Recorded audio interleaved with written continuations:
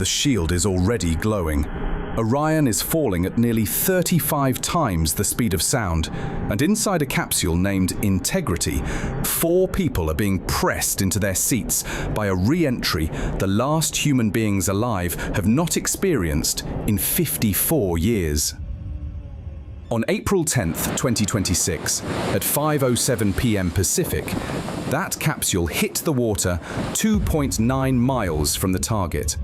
Entry velocity was within 1 mile per hour of prediction.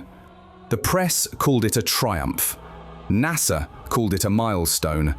And it was. But this mission was never really about the splashdown. Artemis II was the first crewed spacecraft in history built as a diagnostic instrument. 6 radiation sensors, personal dosimeters, living human tissue chips grown from the astronauts' own stem cells, German detectors reading 6 times more accurately than before. And what came home inside that data is nothing like what the press conferences actually said. Take a second. Wherever you are watching from, whatever time it is where you are, think about the last time someone told you we already knew how to do this, that we solved it in the 60s. Because the more carefully you read what Artemis II actually recorded, the less true that becomes. Wiseman, Glover, Koch and Hansen flew 695,081 miles over 10 days. At their farthest point, they were 252,756 miles from Earth, farther than any human beings have ever traveled. The reason that record matters is not the distance itself.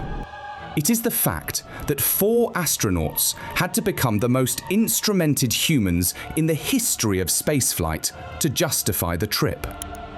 NASA did not attach 6 radiation sensors, personal dosimeters, and cellular biology labs because the science was routine. They attached them because half a century after Apollo, the honest answer was that we did not know in real time what deep space actually does to a human body. Apollo did not measure enough to prove otherwise. Artemis II did. Here is the thesis, stated plainly. There are 9 categories of data Artemis II brought back that Apollo never could. Every one of them is being sold to you as progress. Read carefully. Every one of them is a warning. This mission did not prove that we can go back. It proved that the version of going back the public has been carrying in its head for 50 years was a story we told ourselves in the absence of measurement. By the end of this, you will understand why the Apollo era was survivable, partly because it was short. And you will understand why every recording Artemis II made is a countdown, not a celebration, running against the mission durations NASA is now planning to send people into. The official version of Artemis II is short, clean, and rehearsed. It goes like this. On April 1st, 2026, at 6:35 p.m. Eastern, the Space Launch System lifted off from Pad 39B with 8.8 million pounds of thrust. 4 astronauts, Wiseman as commander, Glover as pilot, Koch and Hansen as mission specialists, rode Orion around the Moon and back over roughly 10 days. They set a new distance record. The heat shield performed better than on Artemis I. Splashdown was pinpoint.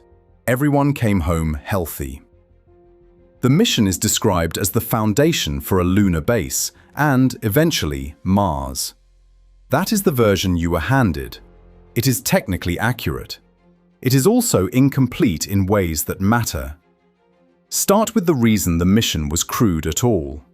NASA did not send 4 people around the Moon because it needed astronauts to prove Orion could fly. Artemis I already flew the vehicle uncrewed and stressed the hardware harder than any planned crewed profile ever will. The reason humans had to be aboard was that Apollo-era medical data was too thin to design a Mars-class mission on. half a century of confident language about returning to the moon was, quietly, an admission that we did not actually know what deep space does to a functioning human body over time. Artemis II was the first mission in 54 years where measurement, not exploration, was the point. Now look at the heat shield. The press releases emphasized that char loss was reduced compared to Artemis I, that ceramic tiles performed as expected, that reflective thermal tape survived in numerous locations.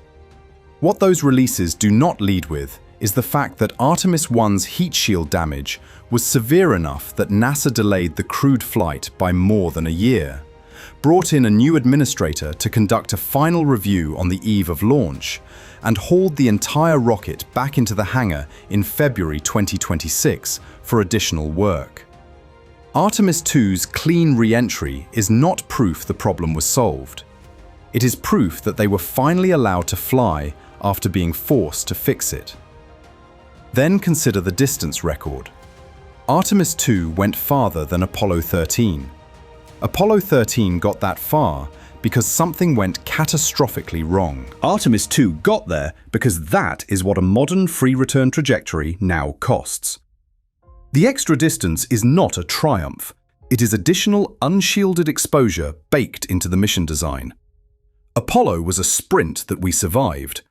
Artemis II was the first honest measurement of the marathon we are about to run. So what did the instruments actually see? Start with the sensor Apollo never carried. Recording number 1 is the deep space radiation field itself. Apollo brought back radiation samples the way a hiker brings back a single photograph. One moment, one place, one film badge stuck to a chest pocket, developed after the fact. It gave you a number for total dose and almost nothing else. Artemis II brought back a video, and the video shows a room we did not fully understand we were walking through. Here is what deep space actually looks like at the particle level. Background radiation beyond Earth's magnetosphere runs roughly 100 times what you get standing on the surface of the planet. Two overlapping threats are present at all times.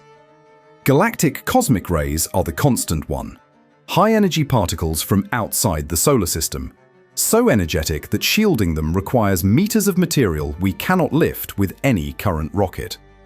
Solar particle events are the episodic one, sudden bursts from the sun that can raise the dose rate inside a spacecraft by orders of magnitude in minutes. Apollo crews were statistically lucky. If a large solar event had hit during Apollo 14 or 16, the crew would likely have absorbed doses associated with acute radiation syndrome. That is not speculation. That is the historical assessment, and it was never measured in real time. It was reconstructed afterward from thin data. Artemis II changed that. 6 cabin sensors ran continuously. Each crew member carried a personal dosimeter in a pocket.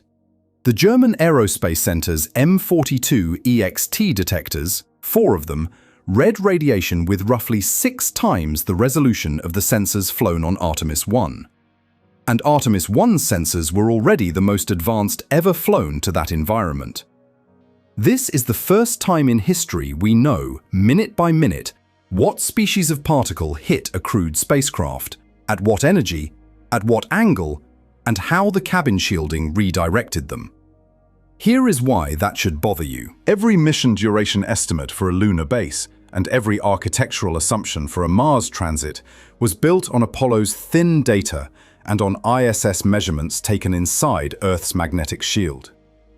Artemis II is the first calibration point outside that shield in over half a century. The measurements are going to force a rewrite of shielding assumptions. Not because the numbers are dramatically higher than expected, because they are more heterogeneous. The field is patchier, the shielding effects more variable, the particle mix more complicated than the models predicted. Apollo 14's crew reported light flashes in their eyes, cosmic rays passing through their retinas. NASA could not measure the cause for decades. Artemis II can. But radiation is not the only thing invisible in that cabin. There is a second recording. Recording number 2 is called Avatar, and it is the most quietly radical experiment in the history of crewed spaceflight. Before launch, small samples of the astronauts' own cells were collected. Those cells were converted into stem cells, and those stem cells were grown into miniature versions of human tissue. Heart tissue, blood-forming tissue, immune tissue. These are not metaphors. They are living, functioning, three-dimensional pieces of human biology, derived from the crew members themselves, packaged into small devices called tissue chips, and flown around the moon inside Orion. Apollo could measure blood pressure. Artemis II could measure a cell mutating. The gap between those two capabilities is not a technical detail. It is the entire difference between "we returned them alive" and "we understand what happened to them." Apollo's medical program was retrospective by design. Examine the crew before flight. Examine the crew after flight. Hope you caught whatever went wrong in between. For 8 to 12-day missions, that approach was mostly survivable because the damage was usually subclinical and the mission was over before compounding effects had time to accumulate. For a 3-year Mars profile, that approach is medically indefensible. You cannot afford to find out at the end of the trip what should have been measured on day 30. Here is the part of Apollo's legacy that does not fit the celebratory tone. Studies of the Apollo veteran cohort have shown cardiovascular mortality rates markedly higher than matched astronaut groups who never left low Earth orbit. The sample size is small. The signal is real. It sat in the record for decades before anyone connected it to deep space radiation exposure. And even now, the mechanism is not fully understood. Radiation-induced vascular damage, DNA repair backlog, cataract seeding, cognitive drift. All of these can be invisible at splashdown. All of them can be catastrophic 20 years later. Avatar is the first serious attempt to catch that damage while it is being caused, not after. The tissue chips are proxies. What they experienced in that cabin, at the cellular level, is a fair reading of what the astronauts themselves experienced, at the cellular level, in the same cabin at the same time.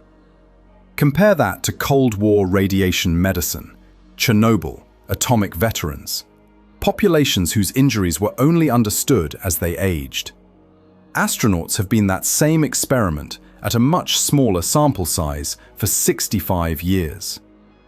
Artemis II is the first flight built to end that pattern. The peer-reviewed results are 6 to 18 months away, and tissue damage in a stable cabin is one problem. What recording number 3 shows about how that damage scales is another. Recording number 3 is the day-by-day cumulative dose profile. Recording number 4 is the manual piloting workload data gathered when the crew took direct control of Orion during the flight for handling validation. Taken together, they attack the single most dangerous assumption in modern spaceflight planning. The assumption that bigger just means harder. It does not. It means different. Here is the intuitive version of the math the public has been handed. Artemis II flew 10 days and everyone came home fine. Therefore, 30 days should be 3 times harder. 60 days, 6 times harder. A Mars transit at 9 months, roughly 27 times harder. That is how a linear mind approaches the problem. That is not how the physics works. Start with dose. Deep space radiation biology is dose rate sensitive, not just dose total sensitive. What that means, in plain language, is that your cells have a limited capacity to repair damage per unit time. A short exposure gives them room to keep up. A sustained exposure buries them. The repair backlog compounds. DNA lesions that would have been fixed in a shorter mission remain unfixed, and unfixed lesions turn into permanent damage. 10 days is manageable. 60 days is not merely 6 times worse. It is qualitatively worse because it crosses the threshold where the repair machinery falls behind. Now stack the piloting workload data on top of that. The Artemis II crew took manual control of Orion multiple times during the mission, generating the first modern rendezvous and handling data since Apollo. Cognitive and sensory motor load did not scale linearly with mission length either. Fatigue compounds. Decision quality degrades in ways that look mild at 10 days and become dangerous at 90. Apollo crews reported this anecdotally. Artemis II measured it. Now look at the ladder of missions ahead. Apollo 17, the last lunar mission, was 12 days with 3 crew, portions spent inside Earth's partial magnetotail. Artemis II was 10 days with 4 crew, fully outside that shield. Artemis III adds a lunar landing and a surface stay. A crewed Mars profile requires 6 to 9 months one way, followed by a surface stay, followed by another 6 to 9 months back. Each step is not a bit more. Each step is a categorical rupture. In dose, in isolation, in equipment reliability requirements, in the psychological weight of communication delay that turns from a lag into a wall. Skylab crews showed measurable bone density loss in weeks. ISS crews confirmed it. Artemis II's short duration means the crew did not experience the worst of what a Mars-class mission will produce. That is the point. The mission was a floor, not a ceiling. The 4 astronauts came home with a mild version of an exposure that scales cruelly. Recordings 5, 6, and 7 live inside the astronauts themselves. Apollo took a blood sample at launch and a blood sample at return, and treated everything in between as narrative. Artemis II built a curve. Blood sampling across mission phases. Saliva sampling. Organ chits. Cognitive and sensory motor testing in flight. Post-mission head, eye, and body movement assessments the crew went through as soon as they were back on the recovery ship. This is the first temporally resolved biological dataset ever captured on a crewed lunar trip. 60 years of anecdote is finally being converted into signal. Start with the fluid shift. In microgravity, blood and other fluids that normally pool in the legs and torso migrate upward into the chest and head. That fluid presses on the back of the eyes, deforms the optic nerve, and changes the shape of the eyeball itself. ISS astronauts have shown this for years. It has a name now: spaceflight-associated neuroocular syndrome, and it can produce vision changes that persist long after landing. Artemis II is the first data point captured on a crew that was outside Earth's magnetic shield while it happened. The fluid shift was already there. Now the radiation environment layered on top of it can finally be studied together. Then cognitive drift. Multiple Apollo crews reported feeling off. Edgar Mitchell on Apollo 14 described experiences he could not fully explain. It was never properly instrumented. Artemis II ran cognitive and sensory motor batteries during flight, generating a real baseline for how a deep space environment changes decision speed, spatial reasoning, and reaction accuracy in real time. The mission was too short to show dramatic degradation. That is not comforting. It means the baseline they measured is the 10-day floor. Whatever the curve looks like at 90 days or 6 months is a story we have not yet been allowed to read. Then the biomarker curves themselves. Blood chemistry as a live readout of the deep space environment. Cortisol, inflammatory markers, immune function indicators, sleep hormones. All of it sampled across mission phases, so that scientists can finally see the arc, not just the endpoints. Here is the part that should sit with you. The astronaut is the instrument. The recording is being made on them, not around them. When Avatar shows cellular damage, it is a proxy for damage in the four bodies that were breathing the same air. When the biomarker curve bends, it is bending inside them. When the neurovestibular data shows fluid pressure at the optic nerve, that is their vision at stake. But the body-level data is still bounded by the mission itself. Recordings 8 and 9 are about the environment those bodies were sitting inside. Recording number 8 was captured on April 6, 2026, when the crew reached the lunar flyby. From Orion's vantage point behind the moon, the crew photographed a solar eclipse, one in which the moon itself blocked the sun.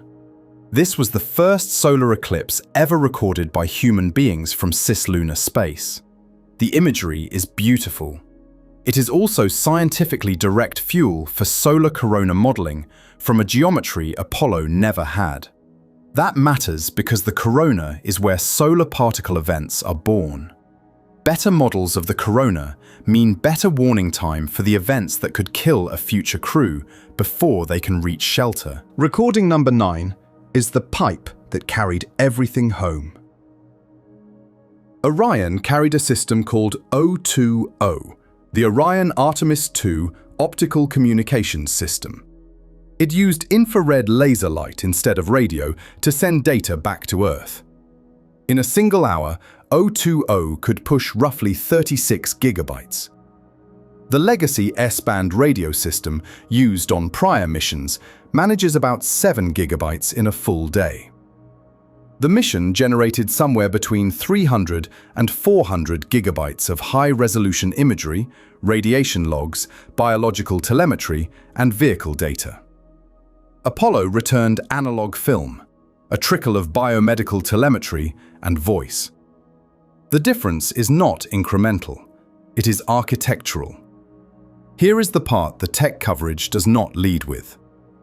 Every recording in this script exists only because the bandwidth existed to send it home. Take O2O out of the mission, and Avatar is a hard drive on a shelf until the capsule is opened in San Diego. Take O2O out, and the radiation curves are reconstructed after the fact rather than watched in real time. The laser link is not a bonus feature. It is a mission design dependency. And Artemis III was not scheduled to fly it at parity. That is the sentence that should stop you. A capability this critical was demonstrated as a one-off, praised in the press release, and not guaranteed on the very next mission. Now scale that forward. A crewed Mars transit requires data at more than 100 million miles through a radiation environment that will damage the laser terminals themselves over time. Ground station coverage becomes a bottleneck.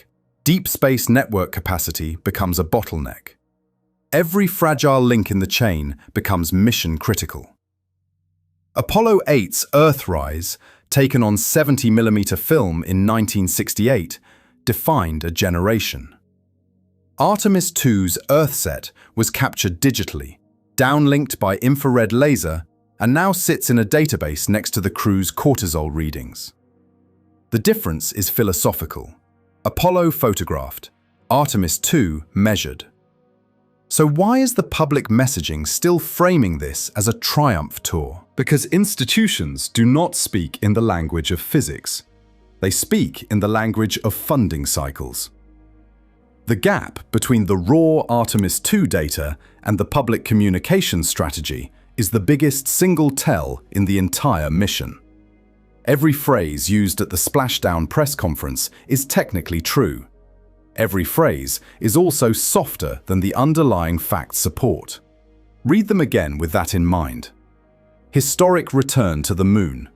True. Also obscures that this mission was primarily a stress test on the crew's biology. Record-setting distance. True.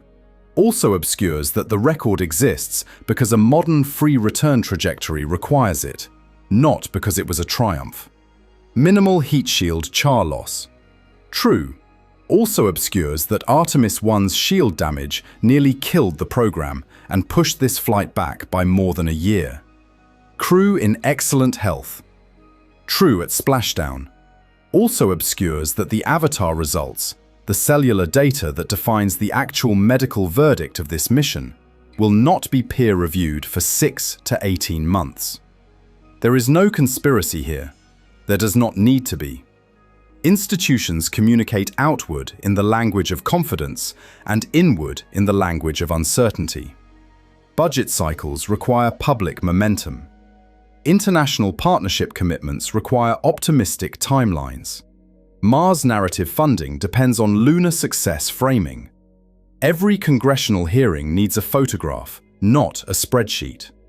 The result is a communication style where the data is honestly reported and honestly softened at the same time.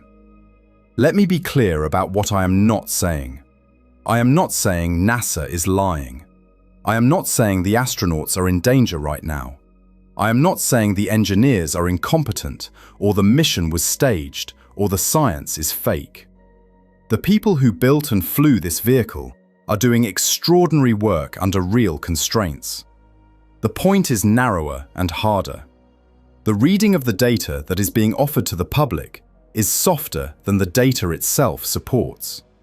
That is not malice. That is institutional physics. Compare Challenger. The O-ring risk was known internally long before it was communicated externally. Not because engineers were dishonest, because institutions default outward to confidence. Artemis II is being communicated outward now. The inward version, the one that will emerge from 18 months of peer review, is not yet public. And by the time it is, Artemis III will already be in flight preparation, riding on the softer framing. The public is being invited to trust a conclusion the biological data has not yet delivered. Once the softening is stripped away, the 9 recordings become something bigger than a mission report. They become the first honest measurement of the ceiling. Not the ceiling of Artemis II, the ceiling of chemical propulsion crewed exploration under the biological and materials constraints we actually have, as opposed to the ones we wish we had. Read the 9 recordings that way, and the mission stops being a lunar flyby. It becomes a diagnostic on the entire architecture of every crewed deep space program on Earth. Layer 1 is mission-specific. Artemis II worked, the crew came home, the vehicle performed. This is real. It is also the least interesting layer. Layer 2 is program level. Artemis III will fly into a slightly harsher version of the same environment. Longer duration once the surface stay is added. Landing dynamics on the Moon itself. And, based on current planning, less instrumentation parity. The next crew will be exposed to more and measured with less. That is the direction of the arrow, not the other way around. Layer 3 is architectural. The entire Mars profile assumes a 6 to 9 month one-way transit through the exact radiation field Artemis II just calibrated for the first time in 54 years. If the avatar tissue chip data, when the peer review lands 18 months from now, shows cellular damage rates higher than the models predicted, Mars transit architecture rewrites itself. Shielding requirements go up. Transit times must come down. Nuclear propulsion becomes not optional, but mandatory. And every current design document becomes preliminary. Layer 4 is civilizational. Every crewed deep space program on this planet, NASA's moon base, China's lunar plans, the private sector Mars ambitions, all of them quietly depend on the same assumption: that the deep space human problem is solvable with incremental improvements to existing technology.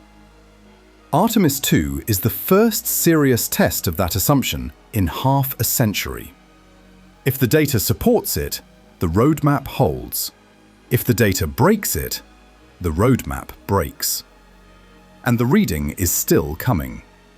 Apollo showed us we can reach the moon.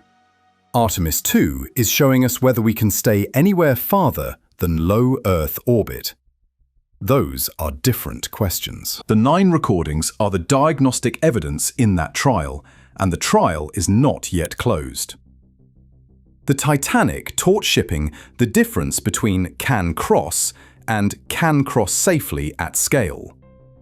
The de Havilland Comet disasters taught aviation the difference between can fly and can fly repeatedly. Artemis II may be teaching spaceflight the difference between can go and come back without hidden costs. The 4 astronauts on that flight are now, effectively, a long-term epidemiological cohort. Their health for the next 30 years is data. Which brings the argument back to the recordings themselves and to the verdict they force. Here is the verdict. The 9 recordings, taken as a single body of evidence, are not proof that we can do this again. They are the first honest description of what doing this again actually means. Recap the case. We did not have real deep space radiation data. Now we do, and the field is denser and more heterogeneous than the models assumed. We did not have live cellular data. Now we do, and we will not know the medical verdict for 6 to 18 months. We did not have real dose rate curves. Now we have one, and dose does not scale linearly with mission length. We did not have modern piloting workload data. Now we do, and cognitive fatigue compounds in ways that turn dangerous well before Mars-class durations. We did not have deep space biomarker curves. Now we have one, and the reading is still coming in. We did not have cognitive performance data outside Earth's magnetic shield. Now we have a baseline, and that baseline is a flaw. We did not have neurovestibular data from a deep space crew. Now we do, and the fluid shift signal is real. We did not have cislunar solar physics from a human vantage. Now we do, and it feeds directly into predicting the events that could kill a Mars transit crew before they can shelter. And we did not have the bandwidth to transmit any of it. Now we have laser communications, but not at guaranteed parity for the missions that will need it most. For 50 years, the argument was, Apollo did it, we can do it again. The 9 recordings say something different. Apollo did it, and we are only now measuring how narrowly it worked. Go back to the shield glowing over the Pacific. April 10th, 2026, 5:07 p.m. Pacific. 4 astronauts on an inflatable raft called the front porch. They made it home. What they brought home is the first honest photograph of the road ahead, and the photograph is heavier than the celebration. Not saying exploration should stop. Not saying the engineers are wrong. Not saying the crew is in danger. Saying that the physical reality of deep space is harsher than the framing we have been sold. And the 9 things Artemis II recorded are how we know. There is a narrow hope in this.